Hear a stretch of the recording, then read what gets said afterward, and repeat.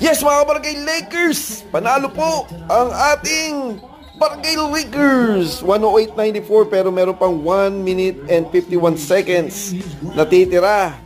Pero sa tingin ko panalo na tayo kasi 14 points ang lamang.